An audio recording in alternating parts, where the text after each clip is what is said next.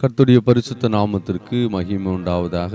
ஆண்டவரும் இரட்சகருமாய் இருக்கிற இயேசு கிறிஸ்துவின் விலையேறப்பட்ட நாமத்தினாலே உங்களை நான் வாழ்த்தி வரவேற்கிறேன். தேவனாகிய கர்த்தர் உங்களை அதிகமாய் ஆசீர்வதிப்பாராக. இந்த நல்ல நாளிலும் கர்த்தருடைய வார்த்தையை ஒருமித்து கற்றுக்கொள்வதற்கு தேவன் கொடுத்திருக்கிற நல்ல கிருபைகளுக்காக என் தேவனுக்கு நன்றி செலுத்துகிறேன். இந்த நாளை கர்த்தர் உங்களுக்கு மிகுந்த ஆசீர்வாதத்தோடும் சமாதானத்தோடும் சந்தோஷத்தோடு கூட நடத்துவார். நீங்கள் கையிட்டு செய்கிற எல்லா வேலைகளிலும் தேவனுடைய ஆசீர்வாதம் கண்டிப்பாக இருக்கும். விசுவாசத்தோடு இந்த நாளை துவங்குங்கள். கர்த்தர் உங்களோடு கூட இருக்கிறார். நாம் கர்த்தருடைய வார்த்தைக்குள்ளாக போகலாம். வெளிப்படுத்தின விசேஷம் 2வது அதிகாரத்தில் 2வது சபையை பார்க்க போகிறோம். இது சிமர்னா சபை. இதை குறித்து நிறைய காரியங்கள் எழுதப்படாவிட்டாலும் இந்த சபையானது மிகவும் முக்கியமான ஒரு சபையாக காணப்படுகிறது. எல்லா சபைகளிலும் கர்த்தர் ஒவ்வொரு காரியங்களை சொல்லி அவர்களுக்கு ஆலோசனை கொடுப்பதும், அவர்களுடைய குறைவுகளையும் அவங்களுடைய நிறைவுகளையும் சுட்டி காண்பிப்பதும், அவர்களுக்கு தேவன் வைத்திருக்கிறதான நன்மைகளை குறித்து சொல்லுவதும், இப்படி பல காரியங்களை ஆண்டவர் ஒவ்வொரு சபைகளுக்கும் பேசி வரும்போது 2வது சபையை குறித்து நீங்கள் வாசித்து பார்க்கும்போது 2வது சபையில குறை இல்லை என்பதை நாம் புரிந்து கொள்ள முடிகிறது.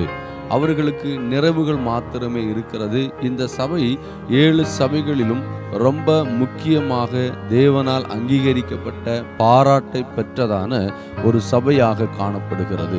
இந்த சபை அமைந்திருந்த இடம் சிமர்னா பட்டணம். இந்த சிமர்னா பட்டணமானது நம்முடைய எபேசு சபையிலிருந்து, ஏற்கனவே நாம் பார்த்த எபேசு சபையிலிருந்து சுமார் ஒரு 60 கிலோமீட்டர் தூரத்திலே காணப்படுகிறது. இது அதே இடத்துல தான், ஆசியா கண்டத்தில் தான் இதுவும் காணப்படுகிறது. இந்த நகரமானது மிகவும் பழமையான ஒரு நகரம். ஏறக்குறைய கிறிஸ்துவுக்கு முன்பதாக 3000 ஆண்டுகளுக்கு முன்பதாகவே இந்த நகரம் தோற்றுவிக்கப்பட்டது. பின்பு இந்த நகரம் ஒரு செழிப்புள்ள நகரமாக காணப்பட்டது. கிமு 606 ஆண்டுகளுக்கு முன்பு லீடியர் மன்னர்களால் இந்த பட்டணம் முற்றிலுமாக அழிக்கப்பட்டது. சுமார் 300 ஆண்டுகள் இடிபாடுக்குள்ளாக பாழடைந்து கிடந்ததான ஒரு நகரம். இந்த நகரத்தை மீண்டும் மகா அலெக்சாண்டரின் தளபதிகளால் கட்டி எழுப்பப்பட்டு ஒரு நல்ல அழகாக உருவாக்கினார்கள். கிமு 300 காலகட்டங்களில் இந்த நிகழ்வு நடந்தது. இந்த நகரத்தை செத்து பிழைத்த நகரம் என்றும் சொல்வார்கள். வேத வசனத்தின் அடிப்படையில் நீங்க பார்த்தீங்க அப்படின்னா, இந்த நகரம் ஒரு அழிக்கப்பட்ட நகரமாக இருந்தாலும் பின்பு அது வளர்ச்சி பெற்ற ஒரு நகரமாக காணப்படுகிறது. இந்த நகரமானது ரோமர்களுக்கு மிகவும் முக்கியமான நகரமாக காணப்பட்டது. அந்த காலகட்டத்தில் சக்கரவர்த்திகளை இவர்கள் கடவுளாக வணங்கினார்கள் என்று வரலாற்று சான்றுகள் சொல்லுகிறது. அந்த இடத்துல சில ராஜாக்களுக்கு ஆலயம் கட்டுவதற்கு கூட சிமர்னா மிகவும் முக்கியம் கொடுத்ததாகவும் அங்கே சொல்லப்பட்டிருக்கிறது. யூதர்கள் இந்த மனிதர்களை கடவுளாக வணங்குவதில்லை. அதுபோல கிறிஸ்தவர்களும் மனிதனை கடவுளாக வணங்குவதில்லை. முக்கியமாக இந்த காலகட்டத்தில் கிறிஸ்தவர்கள் ஒரு மனிதனை கடவுளாக, ஒரு ராஜாவை கடவுளாக வணங்காத நிமித்தமாக மிகுந்த உபத்திரவத்துக்குள்ளாக அவர்கள் தள்ளப்பட்டார்கள். இந்த சபையை பொறுத்த வரையிலும் இவர்கள் மிகுந்த உபத்திரவத்துக்குள்ளாக கடந்து போன ஒரு சபையாக வேத அறிஞர்களும் சொல்லுகிறார்கள். வேத வசனமும் இது நமக்கு தெளிவுபடுத்துகிறது.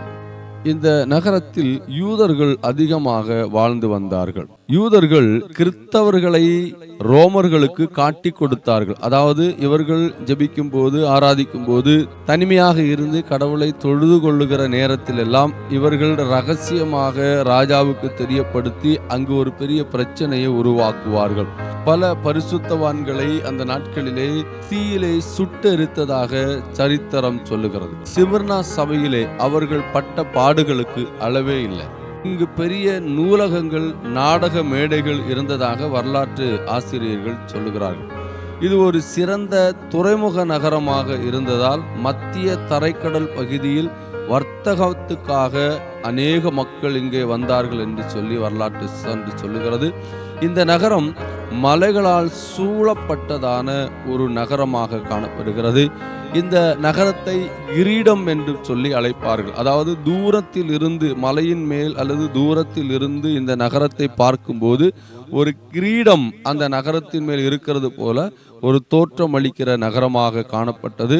அது மாத்திரமல்ல, அந்த காலகட்டங்களிலே மிகவும் செழிப்பான பணப்பொழுக்கம் உள்ள ஒரு நகரமாக இந்த நகரம் காணப்பட்டது. அநேக வியாபாரிகள் வந்து செல்லுகிற ஒரு இடமாக இந்த இடம் காணப்பட்டதாக வரலாற்று சான்றுகள் சொல்லுகிறது.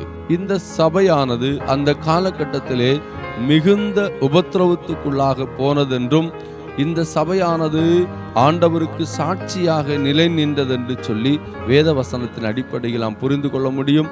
அடுத்த செய்தியிலே இதனுடைய காரியங்கள் நாம் பார்க்கலாம். இனியுள்ள நாட்கள் சுருக்கமாக சபைகளை கற்றுக்கொண்டு அதற்கு பின்பதாக நாம் நேரடியாக வெளிப்படுத்தின விசேஷம் 4ஆம் அதிகாரத்துக்குள்ளாக போகலாம். கர்த்தர் உங்களை ஆசீர்வதிப்பார். God bless you.